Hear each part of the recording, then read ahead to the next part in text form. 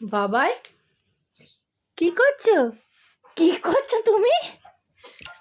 কি করছো? ই মা, আমি তখন থেকে ডাকছি, সাড়া দিচ্ছ, তুমি পায়ের নখ খাচ্ছ। ছি ছি ছি, নামাও পা, নামাও পা।